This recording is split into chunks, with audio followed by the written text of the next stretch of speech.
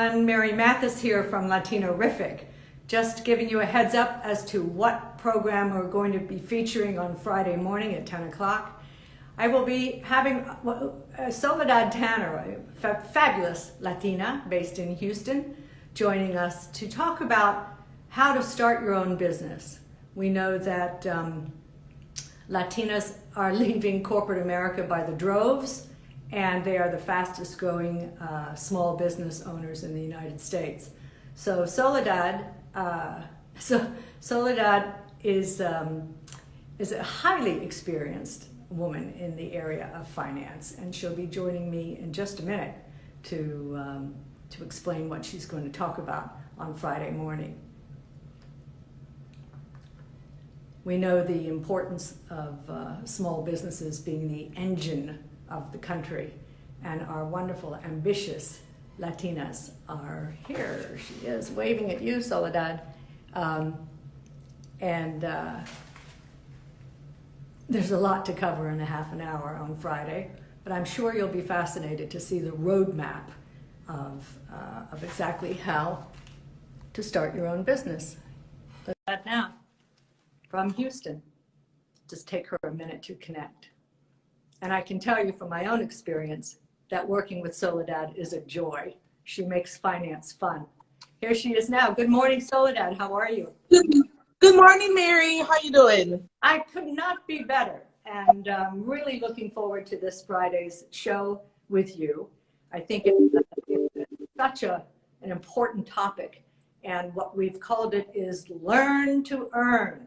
So tell us a little bit about yourself personally, please, Soledad, professionally, and how you've been pivoting during this pandemic.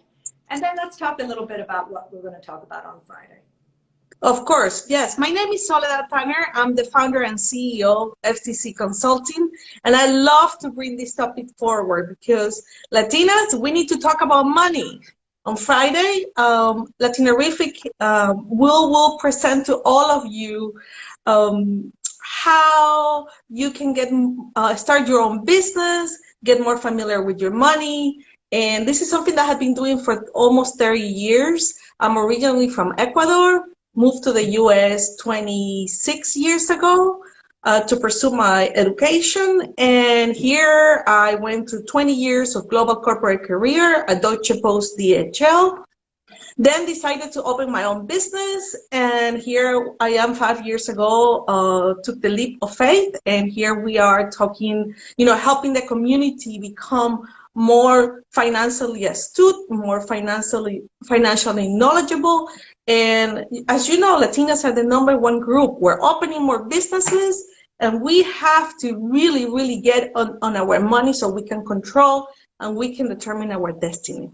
Now, you have an interesting genetic background. You're not just Ecuadorian. You have another side to your culture, which probably gives you an innate sense of managing money well. Tell us a little bit about that. Yes, my mother is Ecuadorian. My father was Swiss, German, French, and I have been American since 2001, which I naturalized American. So I am Ecuadorian by birth, Swiss by blood, and American by naturalization. And I think this combination brings the best of each one of the cultures, right? I would say the ability to buy and sell and trade, and the persistency of the Latin community, the determination, and the Swiss habits, working habits, very, very steady. And the American, it's just the land of the possibilities, right? So mixing all of it together makes a great cocktail of attributes. I think all of them are assets. Well, let's talk about that cocktail, because I've had the joy of working with you on some Latino-rific projects. And I will say this, your approach is a little different than just putting together a budget, walking somebody through how to start a business, doing some financial projections. You also are very creative when it comes to looking and analyzing a business and looking at revenue opportunities. You want to just talk about your approach a little bit? Yeah, I spent 20 years working in finance with finance people. So we all talk the same language, right?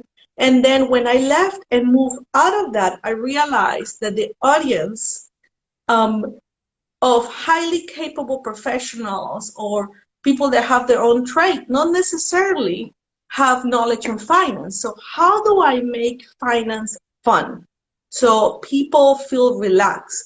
See, so many people, when they say, okay, let's talk about your numbers, they get a headache. I don't want to talk about it. Give me anxiety. So I try to take that fear or that negative feeling away. And I always think, if I can explain this to my mother or somebody who is not in the finance business, I always think of analogies or examples that are easy to handle for people of different trades and different ages and different languages. So there's examples make it fun, make it reliable, make it approachable, and takes the fear away from the numbers.